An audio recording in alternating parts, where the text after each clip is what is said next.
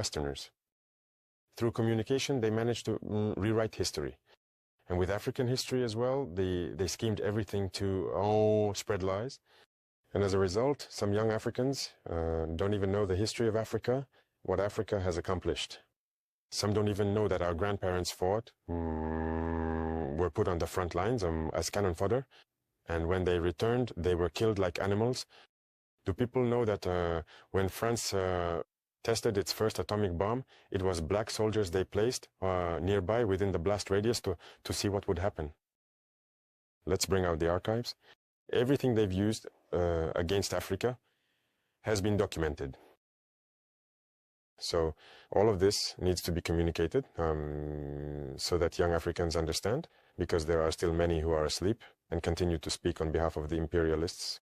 They say what they're told to say, maybe because they're given something in return, I don't know. But Africans need to understand their history and wake up. So that's our fight as well. In your opinion, what is the role of the media in this struggle? Independent media. From our countries, you mean? The media should contribute a lot to our ideas, but as you can see, even among our own media, there are some that are imperialist media.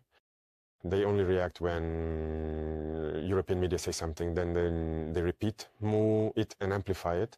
There are plenty of media outlets in our countries that even fight against regimes like ours. They also spend their time repeating the same nonsense that Western media spread. But it's shameful. If Africans behave like that, it's truly shameful. I imagine they must be ashamed to look at themselves in the mirror at night. If you're paid to spread lies about black people, that's very serious. So we are raising awareness in Burkina Faso. If you look right now,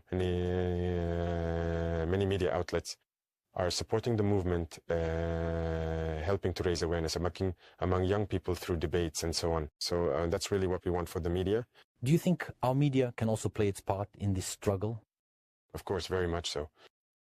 You have to play a very important role because, I said it in 2023 in St. Petersburg, and I'll say it again today, Russia helped save the world. Africa helped save the world. That needs to be said.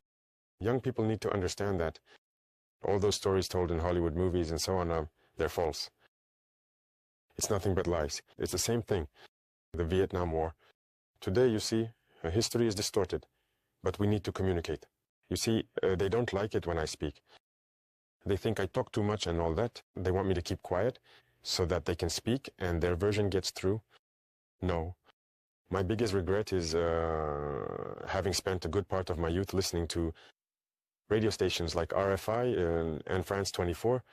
I've been in countries where these radio stations were shut down, but we would use apps, record their news broadcasts just to listen to them. But at a certain point, something clicked, and I started to realize that they were conditioning our minds to accept what they wanted. It's their narrative they want us to learn. And since then, I've started to see things for what they are, and I understood that what they're doing is very dangerous. And today, more than ever, I realize that they have conditioned the minds, especially of Africans, so you can do a lot to awaken the consciousness of young people, so that people understand how the world works and don't let themselves be led astray by those. This has never happened before. Not in America, not in Saudi Arabia, not even in China. But in just 24 hours, Burkina Faso did it. President Ibrahim Traore has shocked the entire world once again. According to official reports, Burkina Faso has just mined over $70 million worth of gold in under a single day. This makes it the fastest gold extraction ever recorded by any country in modern history. Experts are stunned, and powerful nations are scrambling to confirm how Traore pulled this off. Behind the success? Advanced mining technology recently introduced under Traore's leadership.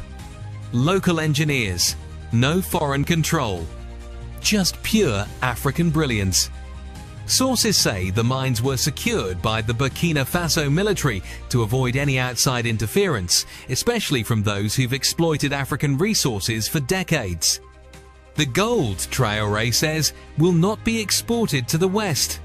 Instead, it will go directly into developing infrastructure, schools, hospitals and industry for the Burkinabe people. Many are calling it .comzo, the beginning of Africa's economic independence. Traore is quickly becoming a global symbol of what Africa can achieve when it controls its own resources. The Western world is in disbelief, but Africans everywhere are celebrating.